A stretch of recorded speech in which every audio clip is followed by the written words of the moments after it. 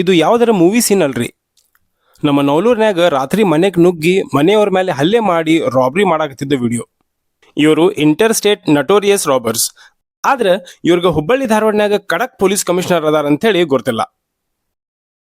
ನಮ್ಮ ಧಾರವಾಡ ಪೊಲೀಸರು ಇವತ್ತು ಬೆಳಿಗ್ಗೆ ಇವನ್ ಕಾಲ್ನ್ಯಾಗ ಫೈರಿಂಗ್ ಮಾಡಿ ಕಸ್ಟಡಿಗೆ ತಗೊಂಡಾರ. ನಮ್ಮ ಹುಬ್ಬಳ್ಳಿ ಧಾರವಾಡ ಪೊಲೀಸ್ ಕಮಿಷನರ್ ಇವ್ರ ಬಗ್ಗೆ ಏನು ಹೇಳ್ತಾರೆ ಕೇಳೋಣ ಬರ್ರಿ. ಒಬ್ಬ ಪಾಲ ವೆಂಕಟೇಶ್ವರ ಅಲಿಯಾಸ್ ಕಲ್ಯಾಣ್ ಕುಮಾರ್ ಅಂತ ಒಬ್ಬ ಆರೋಪಿ ನಮ್ಮ ಪೊಲೀಸರ ವಶಕ್ಕೆ ಸಿಕ್ಕಿದ್ದಾನೆ.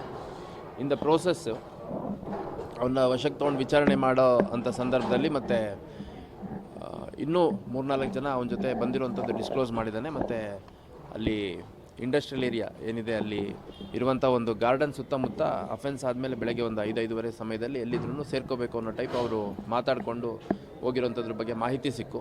ಅಲ್ಲಿ ಹೋದಂಥ ಸಂದರ್ಭದಲ್ಲಿ ಏಕಾಏಕಿ ಪೊಲೀಸರ ಮೇಲೆ ಹಲ್ಲೆ ಮಾಡಿಬಿಟ್ಟು ತಪ್ಪಿಸ್ಕೊಂಡು ಓಡೋಗ್ಲಿಕ್ಕೆ ಪ್ರಯತ್ನ ಮಾಡಿದಂಥ ಸಂದರ್ಭದಲ್ಲಿ ಅಲ್ಲೇ ಸ್ಥಳದಲ್ಲೇ ಇದ್ದಂತಹ ನಮ್ಮ ಸಬ್ ಇನ್ಸ್ಪೆಕ್ಟರ್ ಪ್ರಮೋದ್ ಅನ್ನೋಂಥವರು ಏರ್ ಫೈರ್ ಮಾಡಿದ್ದಾರೆ. ಅದಕ್ಕೆ ಅವನು ಬಗ್ದೆ ಮತ್ತು ಓಟ ಮುಂದುವರಿಸಿದಾಗ 2 ರೌಂಡ್ ಅವನ ಮೇಲೆ ಫೈರ್ ಮಾಡಿದ್ದಾರೆ. ಅವನ 2 ಕಾಲುಗಳಿಗೆ ಗುಂಡು ತಾಗಿ ಅಲ್ಲೇ ಸ್ಥಳದಲ್ಲಿ ಕೊಲ್ಯಾಪ್ಸ್ ಆಗಿದ್ದಾನೆ. ಅವನು ಇಮಿಡಿಯೇಟ್ KMC ಹಾಸ್ಪಿಟ್ಲಿಗೆ ಶಿಫ್ಟ್ ಮಾಡಲಾಗಿದೆ.